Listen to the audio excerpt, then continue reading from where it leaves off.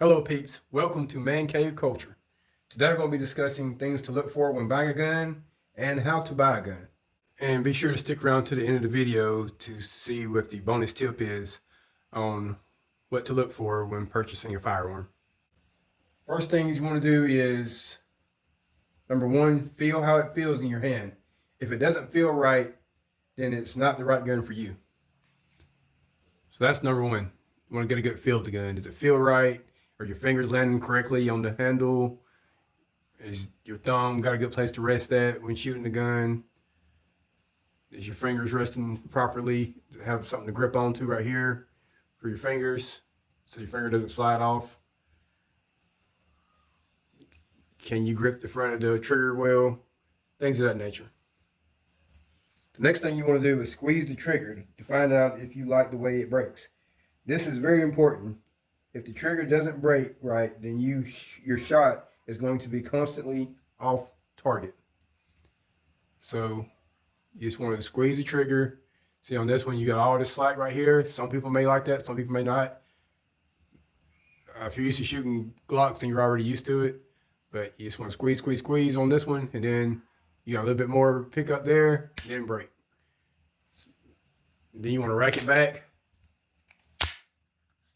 Let it reset and squeeze again so you can see where it resets at every time you're going to shoot the gun. I want to do this a few times. Let it rack out.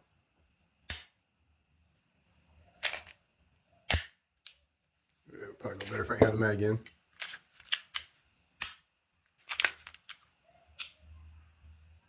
Just like that. All right. So speaking of racking it back, you want to rack back this slide. Making sure it's easy enough for you to rack. Make sure you like the way it racks and everything. While you're racking it back, you might want to peep in there, look for any kind of scarring inside the chamber itself. You can see this one's very clean. Very clean, actually. Then you want to wiggle the gun. Wiggle it to check for any unnecessary play. You want to make sure the slide doesn't have any play in it, or the gun itself doesn't have any loose parts. So this one's got just a little bit of wiggle back here, back towards the back, which is common for Glocks. That's also something you may want to be aware of. The Springfield XD or XDM, I think, has a lot of wiggle in it from the factory. I don't know if that was the original. I guess that's something they planned. I don't know what benefit it holds or has for the gun itself, but some guns do come straight from the factory with wiggle in them. You just want to do your research on them before you decide to not purchase the weapon or not, just to know if it's good for you or not. To know if the wiggling is a good thing or a bad thing. A Glock shouldn't have much wiggle in it. Shouldn't have much at all. This gun doesn't have a whole lot of play in it. It's got a little bit, but not a lot. But like I say, Glocks are kind of known for the wiggle between the slide and the frame itself. They have a little bit of, just a little bit of play. All right. Then you want to look down the barrel to see if you see any scarring inside the barrel.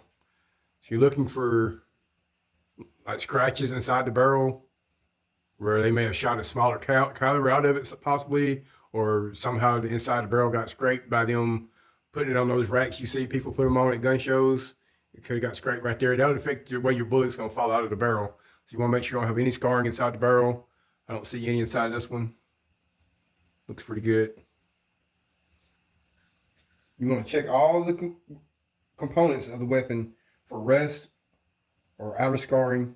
This can help you as far as negotiations on the weapon goes before the point. Next, number 6 thing you want to look for when buying a weapon is to check all components of the weapon for rust. Check the outer components of the weapon for scarring. This can help you as far as negotiation on the weapon goes. Be sure to point the imperfections out to the seller. So this is like I said, we're helping you buy the gun as well. So if you see anything like a scratch or something, if it had a scrape on the slide right there, you want to point that out because that's going to cause some corrosion or rust to form eventually on the slide. Or if you like saw rust inside the barrel or the chamber, you want to point that out. It's anything that you see that's imperfection about the gun, you just want to make sure you point it out to the seller so when you get down to negotiations that you'll have something to fall back on. You can be like, well, I remember it had that scar on the top. You know, it's something to think about when you're negotiating. as far as anything goes, cars, etc. Number 7 thing to look for when purchasing a weapon is you should ask about the accessories that may come with the weapon after you have agreed on the price only. It's after you've come up, showed them all the imperfections of the gun, you looked over the gun real good, make sure you liked it, make sure it's the one you want. Then and only then do you ask for about the accessories, because after I've already established a price, then you ask about the accessories, because if you ask about the accessories before you establish a price, that could cause the seller to maybe want to hold strong on their end when they get thinking, oh, I do have a holster that goes with that gun, or I do have some extra magazines that go with that gun. They may want to reconsider lowering the price for you at that point. So you always want to ask about the accessories after you come up with the price of the gun or the price you agreed to pay for the weapon itself. And that's pretty much it. But last but not least, you want to shoot the weapon if possible. This will show you if it's going to be jamming or anything like that. So if you're buying from a pawn shop, I know there's a pawn shop local here that has a gun range out back, and I think Hoover Tactical is kind of close by here, and they have a gun range. You can actually shoot the weapon. I know it's at pawn shop, Outlaw Gun and Pawn in Jasper. You can shoot the weapons before you purchase them. That's a huge thing to me. Like I said before, that lets you know if it's going to be jamming or if there's something you don't like about the trigger itself or something like that. You have a full advantage to test it out to make for sure that you want it.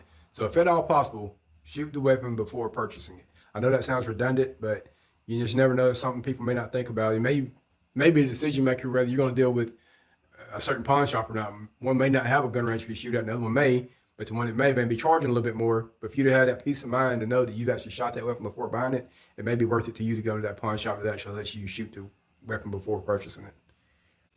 And without further ado, as I promised you, the bonus tip on what to look for on when buying a firearm is, drum roll please,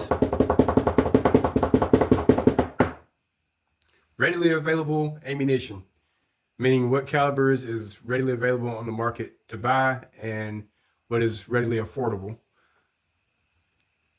9mm is always on the market, floating around and available at a decent price. 40 caliber is going to be priced somewhat at a decent price and is usually available.